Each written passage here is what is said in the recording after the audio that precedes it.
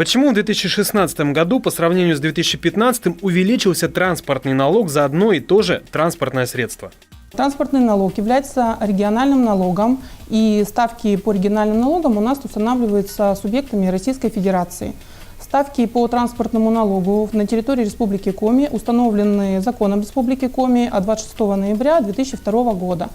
В данный закон 25 ноября 2015 года были внесены изменения в части ставок по лошадиным силам. Изменения коснулись владельцев автомобилей с мощностью двигателя от 85 до 100 лошадиных сил. Так, если, например, владелец имеет в собственности автомобиль мощностью двигателя от 85 до 100 лошадиных сил, то ставка за одну лошадиную силу в соответствии с изменениями возросла с 15 до 20 рублей. Для тех граждан, которые имеют в собственности автомобили мощностью более 150 лошадиных сил, изменения по ставкам не произошли.